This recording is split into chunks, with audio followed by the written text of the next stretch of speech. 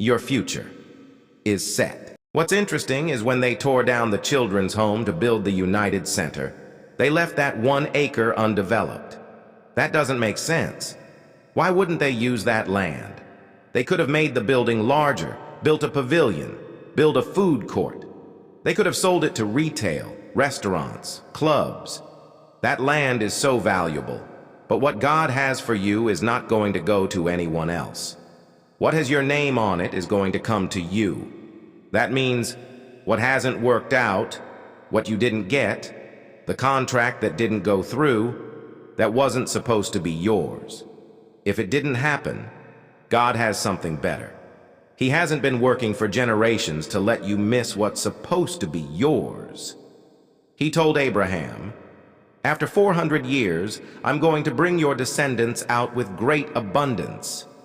Well, his descendant slaves, they had no money, no resources. Nothing looked like they would leave with abundance. But on their way out, God calls them to have favor with their oppressors. They gave the Israelites their gold, their jewelry, their clothing. Didn't make sense. You're giving us your valuables? We're the slaves. God has some things in your future that are not going to make sense, things that are going to boggle your mind. He knows how to give you property that seems impossible. He knows how to that child around, how to restore your health, how to cause people to favor you and open doors that you couldn't open. What I want us to see is He's been working for generations, getting us ready for this moment. You're going to come into some generational blessings, generational favor, generational increase.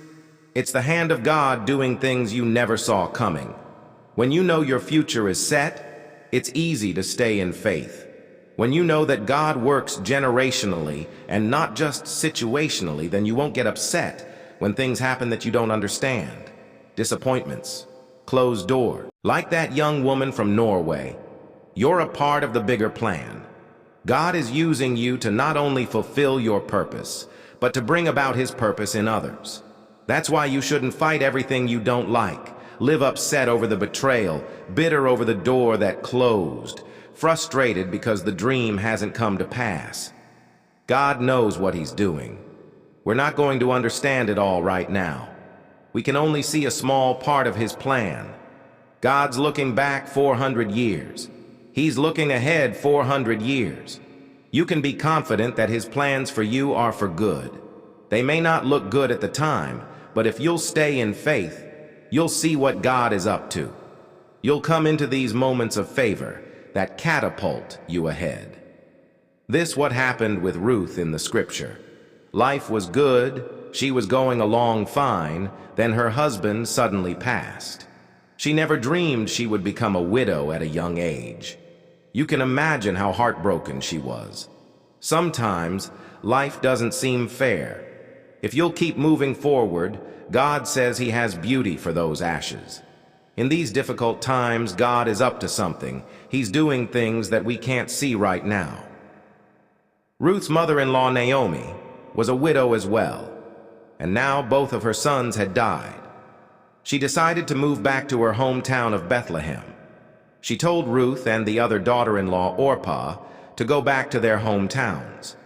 Orpah left, but Ruth said, "No, Naomi, I'm going with you. Your God will be my God. Your home will be my home."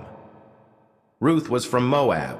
She wasn't the same nationality as Naomi or the same faith, but she wouldn't Naomi. The people that are supposed to stay with you, you won't be able to get rid of.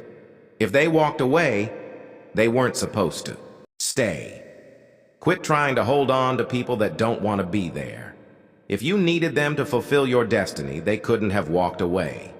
You can imagine Ruth and Naomi traveling back to Bethlehem, so discouraged.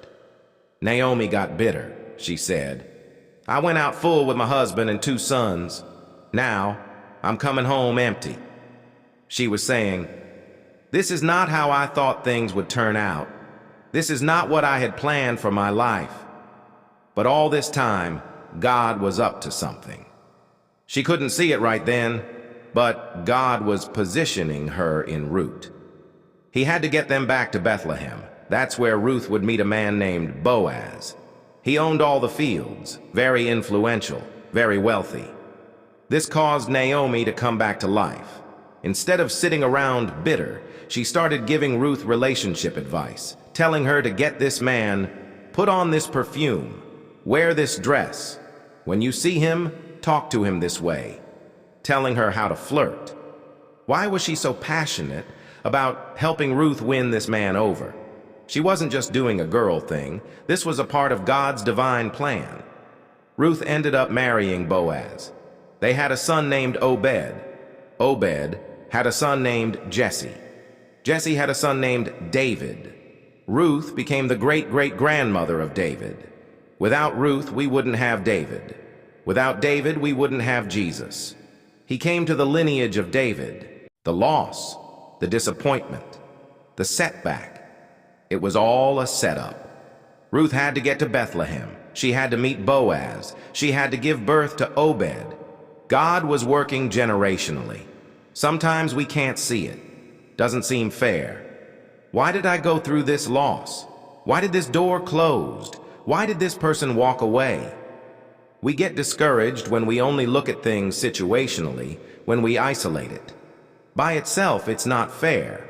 But when we understand that God works generationally, at times, we step into generational blessings. We see things that started long before us, that catapult us into our destiny.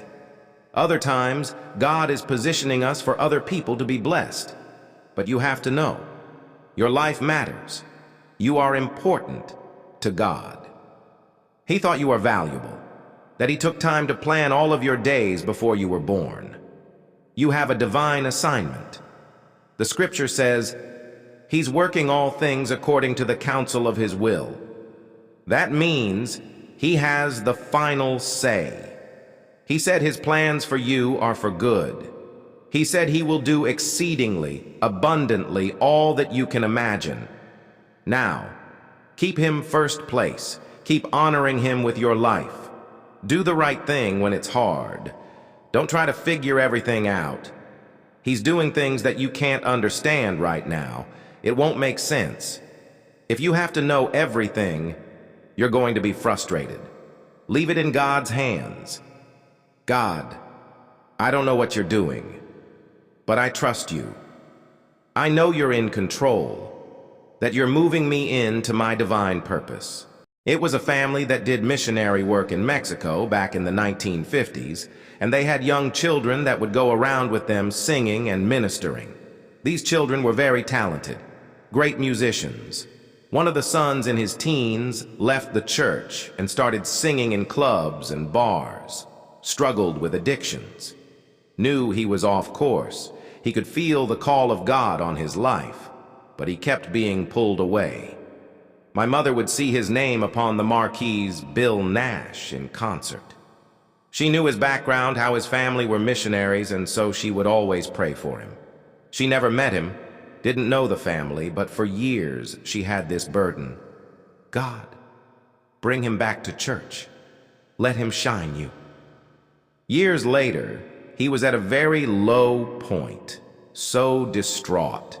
He decided to get his life turned around, wanted to go to church, but he thought, nobody want me. I've made mistakes. I've lived a rough life. I don't fit in a church. Turned on the television, and there was my father, talking about the mercy of God, how you're never too far gone, how God is always standing with arms open wide, ready to receive you back. That Sunday, he walked into Lakewood. First time he'd been to church in years. Someone recognized him in the very back and took him down to see my mother, and she told how she'd been praying for him all those years. Big tears were running down his cheeks. That day was a turning point. Few months later, Bill gave his first Christian concert at Lakewood.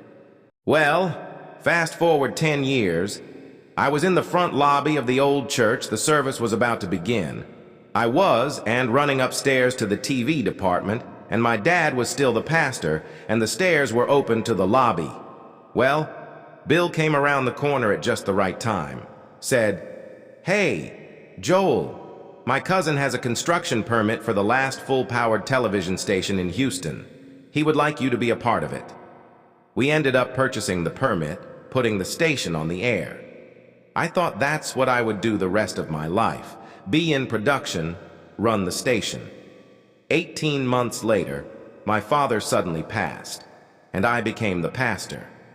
3 years after that, we got the Compact Center. We took out $100 million loan to renovate this place. We had a balloon payment due before we could move in. We'd been raising the money, doing our best, but we weren't going to make it. We were significantly short.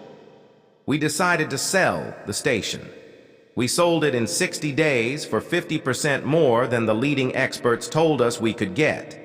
It was those funds that allowed us to move into this building. Now look at how God was working. 60 years earlier, a little boy was singing in a church in Mexico. I'm sure his family thought, God, we raised him right. Why did he get off course? Why is he not making good decisions? But God knows how to use everything, even things we don't understand. Had he not gotten off course, he wouldn't have seen my father. He wouldn't have ended up at Lakewood. I wouldn't have met him in the lobby. We would have never purchased the station. We would have the funds for this place. God is doing things that you can't see right now. We're looking at it situationally. He's working generationally. He can see the big picture. Now, there may be things that don't make sense to you. You did the right thing and the wrong thing happened. God is still in control.